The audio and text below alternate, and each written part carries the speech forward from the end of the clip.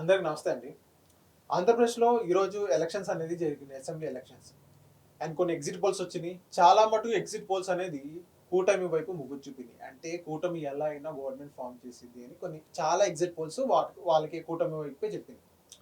And ఇంకొన్ని exit polls వచ్చినాయి. మా దగ్గరికి వైసీపీలో ఎవరైతే రెడ్ జోన్ ఉన్నారో మన దగ్గర కొన్ని రిపోర్ట్స్ వచ్చినాయి.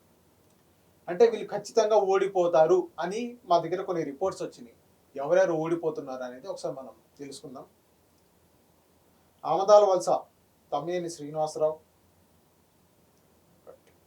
ఆమదాల వలస తమ్మినేని శ్రీనివాస్, టెక్కలి దువ్వాడ శ్రీనివాస్, విశాఖ తూర్పు సత్యనారాయణ, గాజువాక గుడివాడ అమర్నాథ్, భీమిలి ముత్తంశెట్టి శ్రీనివాస్, రాజమండ్రి రూరల్ చిన్నబోయిన వేణుగోపాలకృష్ణ, రాజమండ్రి సిటీ భరత్, ఏలూరు ఆల Nani, Gannavaram Vallabhaneni Vamsi, Gudivada Kodali Nani, Penamaluru Jogi Ramesh, Tadikonda Mekathoti Sucharitha, Nellore rural Adala Prabhakar Reddy, Kakinada rural Kannababu, Amalapuram పినేపి Viswarup, Nagari RK రోజా, సత్తెనపల్లి అంబటి రాంబాబు, ఒంగోలు బాలినేని శ్రీనివాసరెడ్డి, పిఠాపురం వంగ గీత, భవానీపురం గ్రాంధి శ్రీనివాస్, మండపేట తోట త్రిమూర్తులు, తణుకు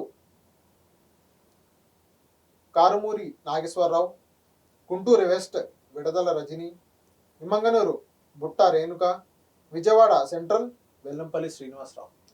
సో ఇప్పుడు నేను ఏదైతే పేర్లు చెప్పానో వాళ్ళందరూ ఇప్పుడు ఎలక్షన్స్ జరిగాయి. రేపు జూన్ 4న ఇదే రిజల్ట్ రాబోతుంది. ఖచ్చితంగా ఇదే రిజల్ట్ రాబోతుంది. ఇప్పుడు నేను ఏదైతే పేర్లు చెప్పానో వీళ్ళందరూ ఖచ్చితంగా ఓడిపోబోతున్నారు. Thank you.